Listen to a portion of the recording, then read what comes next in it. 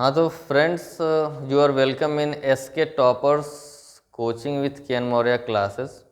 ठीक है, तो ये SK टॉपर्स कोचिंग जो है ये आपको एकेडमिक की एजुकेशन भी प्रोवाइड करती है और इसके साथ यूपी टेट वगैरह के एग्ज़ाम्स के प्रिपरेशंस भी यहाँ पे चलते हैं। तो अभी जो पिछला वीडियो हमारा था मैथमेटिक्स का क्लास 12th का, तो उसमें हमने क्या बताया था कि आप व्यू बताया था आपको। ठीक है, तो आप व्यू का इंट्रोडक्शन दिया था हमने। अब इस वीडियो में हम ये बात करेंगे कि आप व्यू कितने टाइप के होते हैं। मैट्रिक्स या व्यू एक चीज़ होता है और इसके कितने टाइप्स होते हैं और उस पर क्वेश्चंस कैसे आते हैं और कैसे सॉल्व करते हैं। ठीक है, तो टाइप ऑफ मैट्रिक्स।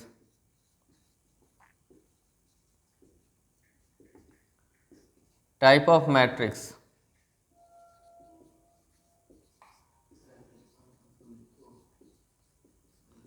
व्यू के प्रकार। जो पहला टाइप होता है वो होता है कॉलम मैट्रिक्स।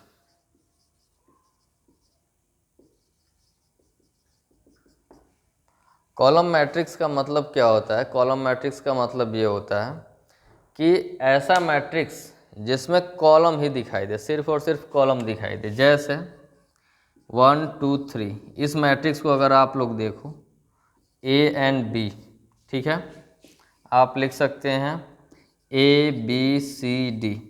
ये जितने भी मैट्रिक्स आपको दिखाई दे रहे हैं, इसमें क्या दिख रहा है? सिर्फ और सिर्फ कॉलम दिखाई दे रहा है, यानी कि स्तंभ दिखाई दे रहा है। अगर इस मैट्रिक्स के ऑर्डर लिखने की बात करो आप, तो इसमें रोज़ को काउंट करो, 1 2 3, 3 रोज़ हो गए। कॉलम कितने हैं? सिर्फ 1 है, तो ये 3 क्रॉस 1 का है, ये 2 क्रॉस 1 का है, और ये क्या है? ये 4 क्रॉस 1 का है। ठीक है, अगर इन सारे मैट्रिक्स में आप ध्यान से देखो तो जो आपके जो कॉलम है वो कितने हैं? 1 है। सो डेफिनेशन के तौर पे आप ये भी कह सकते हैं कि ऐसा मैट्रिक्स जिसमें सिर्फ एक कॉलम हो, ध्यान से सुन लो, ऐसा मैट्रिक्स जिसमें सिर्फ एक कॉलम हो उसको हम क्या कहते हैं? कॉलम मैट्रिक्स कहते हैं। ठीक है, तो ये आपका कॉलम मैट्रिक्स हुआ। अब इसके बाद हम बात करते हैं कि रो मैट्रिक्स होता है। रो मैट्रिक्स किसे कहते हैं? तो जैसे कॉलम मैट्रिक्स की डेफिनेशन है कि ऐसा मैट्रिक्स जिसमें सिर्फ एक कॉलम होता है उसे कॉलम मैट्रिक्स कहते हैं, ठीक उसी तरह से row matrix, row matrix Hindi में इसे पंक्ति आव्यूह कहते हैं। ठीक है,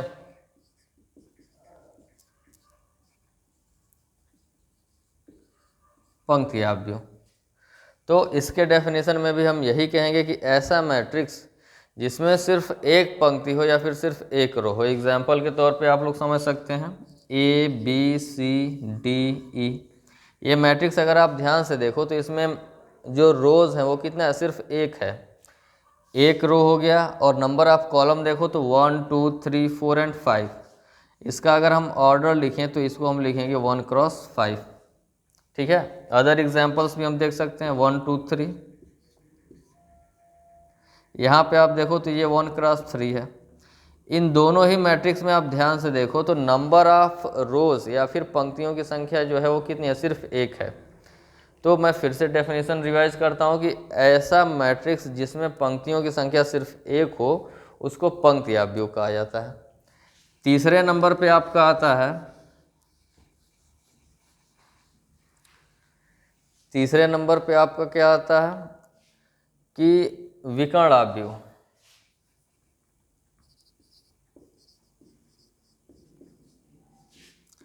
विकर्ण आव्यूह या फिर डायगोनल मैट्रिक्स।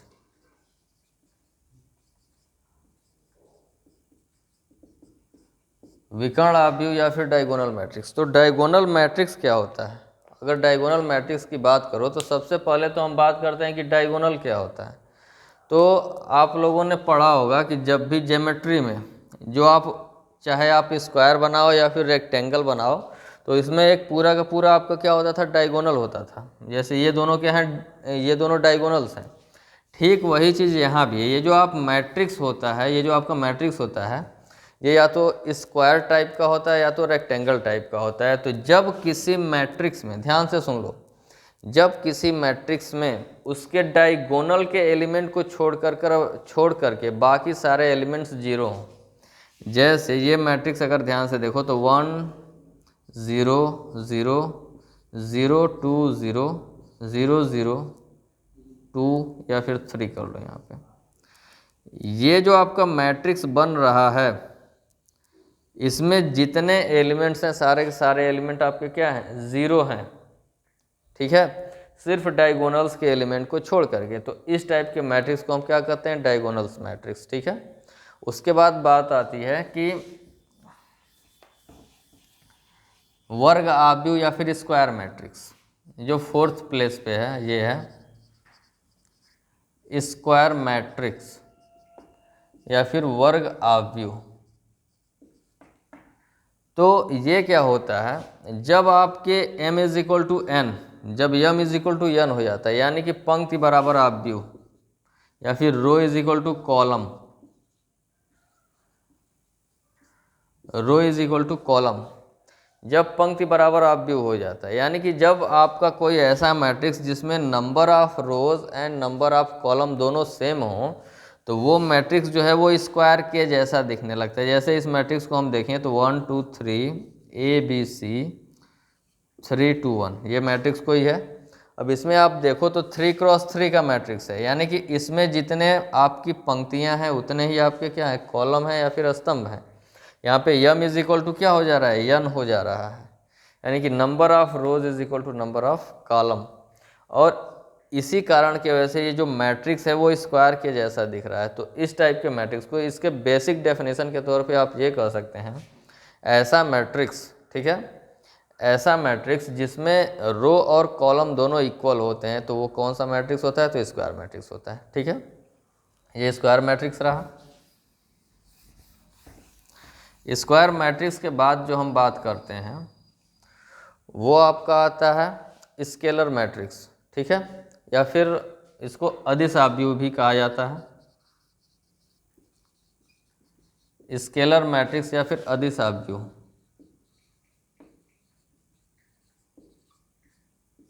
अदिश आव्यूह, तो जो स्केलर मैट्रिक्स होता है ये लगभग आपका डायगोनल मैट्रिक्स ही होता है। ठीक है, बस डिफरेंस क्या होता है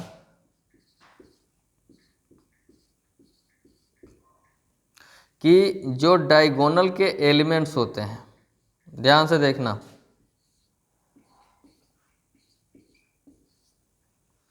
ये जो आपका स्केलर मैट्रिक्स होता है इसमें जो डायगोनल के एलिमेंट्स होते हैं वो क्या होते हैं, सेम होते हैं। यहाँ पे अगर आप देखो तो डायगोनल्स के जितने एलिमेंट हैं 1 1 1 1 1 1 है।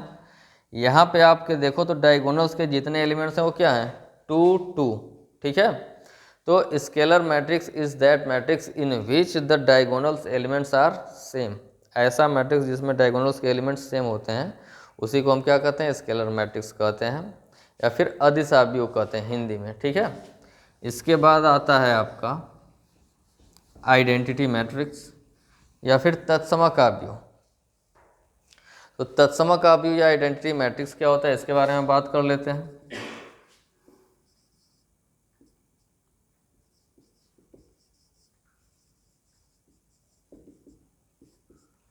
आइडेंटिटी मैट्रिक्स या फिर तत्समक आव्यूह,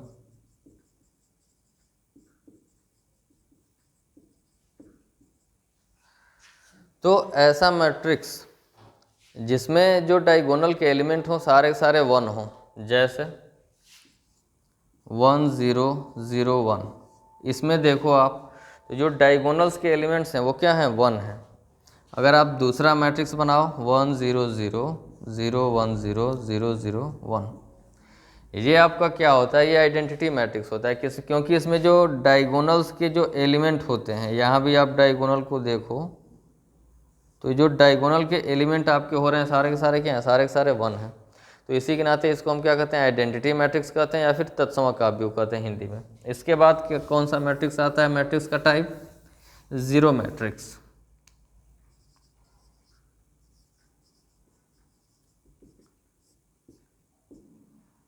या फिर शून्य आव्यूह भी कहा जाता है इसको। तो जीरो मैट्रिक्स क्या होता है, जीरो मैट्रिक्स वो मैट्रिक्स होता है जिसमें सारे के सारे एलिमेंट ही आपके क्या होते हैं, जीरो हो जाते हैं। जैसे 0 0 0 0 0, ये भी मैट्रिक्स आपका हो गया। या फिर कोई भी ऐसा मैट्रिक्स बना दो और उसके सारे जो एलिमेंट्स हैं उनको 0 0 0 कर दो, तो ये आपका जीरो मैट्रिक्स हो जाता है। इसको हिंदी में शून्य आव्यूह भी कहा जाता है, ठीक है। तो ये तो रहे आपके मैट्रिक्स के टाइप्स, कि मैट्रिक्स कितने टाइप के होते हैं। अब इसके बाद जो है बारी आती है वो ये है कि मैट्रिक्स की इक्वलिटी, इक्वलिटी ऑफ मैट्रिक्स या फिर मैट्रिक्स की समानता। इक्वलिटी ऑफ मैट्रिक्स, तो इक्वलिटी ऑफ मैट्रिक्स किसे कहा जाता है?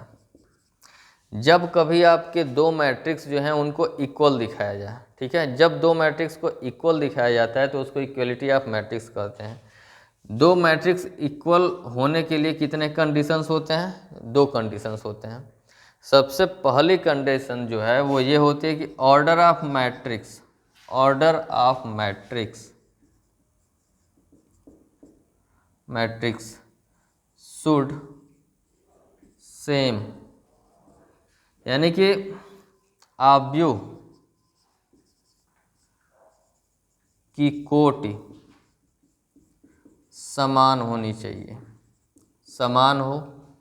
और जो दूसरा कंडीशन है वो ये कहता है करस्पॉन्डिंग एलिमेंट्स,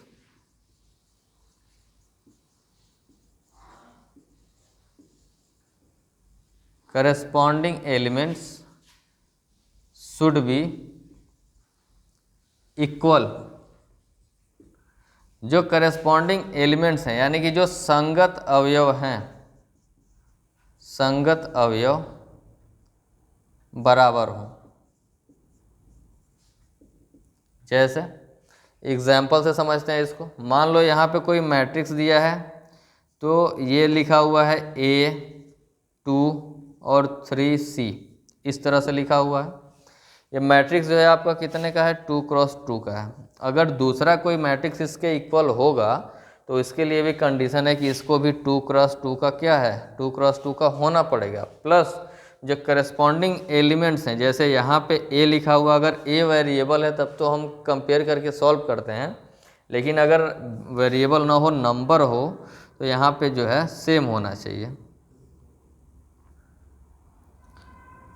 3 और 2।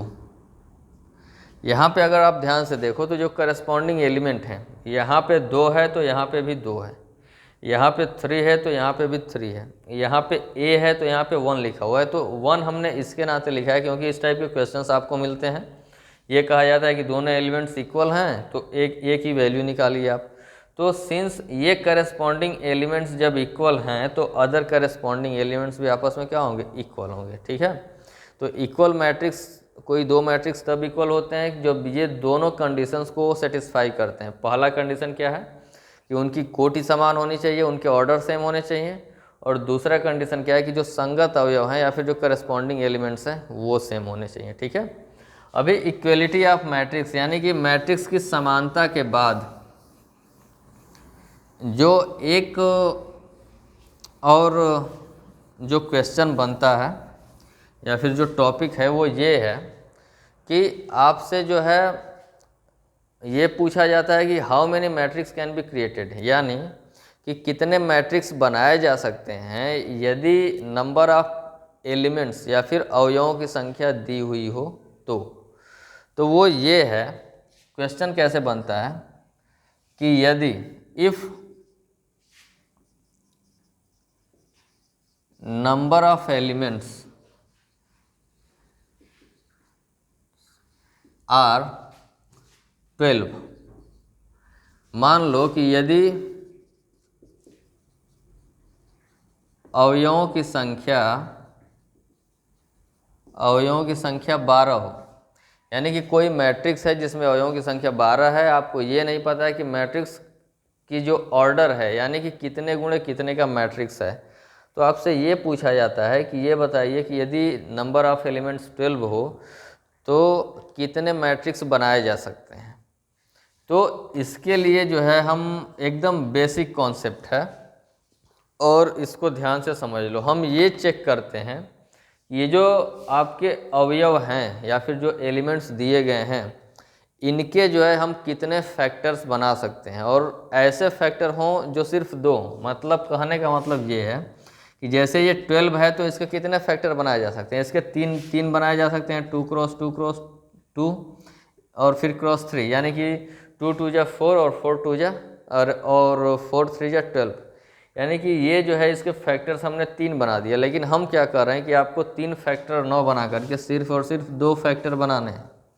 अगर इसके 2 फैक्टर बनाए तो हम क्या बना सकते हैं, 4 इंटू 3 बना सकते हैं, ठीक है, 3 इंटू 4 बना सकते हैं, 12 इंटू 1 बना सकते हैं, 1 इंटू 12 हो जाएगा, फिर उसके बाद 6 इंटू 2 और 2 इंटू 6। अगर हम सिर्फ 2 फैक्टर बनाएं इस 12 के तो सिर्फ इतने ही फैक्टर या फिर इतने ही टाइप के फैक्टर क्रिएट कर सकते हैं, इससे ज़्यादा फैक्टर नहीं मिलेगा। नहीं तो आप लोग चेक कर लीजिएगा, ठीक है। तो ये जितने इस टाइप के फैक्टर मिलते हैं, यानी कि सिर्फ 2 हों, 2 से ज़्यादा ना हो, क्योंकि एक आपका रो होता है और दूसरा क्या होता है, दूसरा कॉलम होता है, ठीक है। तो इससे ज़्यादा ना हो, और ये जितने पॉसिबल फैक्टर बनते हैं उतने ही हमारे अवयवों की संख्या हो जाती है, यानी कि नंबर ऑफ मैट्रिक्स। यानी कि नंबर ऑफ मैट्रिक्स आपकी टोटल कितने हो जाएंगे, 1 2 3 4 5 6 मैट्रिक्स, यानी कि 6 अवयव, 6 मैट्रिक्स जो है बनाए जा सकते हैं। अगर कोई ऐसा मैट्रिक्स है या फिर अगर नंबर ऑफ एलिमेंट 12 दिया गया है तो आपसे ये पूछा जाएगा कि कितने मैट्रिक्स बनाए जा सकते हैं, तो 6 मैट्रिक्स। पहला जो मैट्रिक्स है वो 4 क्रॉस 3 का बनाया जा सकता है, दूसरा 3 क्रॉस 4 का बनाया जा सकता है, ठीक है। इसी तरह से नियर अबाउट 2 क्रॉस 6, टोटल आपके 6 मैट्रिक्स जो है बनाए जा सकते हैं। तो ये एक्सरसाइज 3.1 का जितना इंट्रोडक्शन रहा वो लगभग कंप्लीट हो चुका है। अब इसके बाद जो नेक्स्ट वीडियो आएगी तो उसमें हम क्या बात करेंगे कि एक्सरसाइज के क्वेश्चंस कैसे सॉल्व करेंगे। अगर वीडियो अच्छी लगी हो तो लाइक करो, शेयर करो और चैनल को भी सब्सक्राइब करो। Thank you.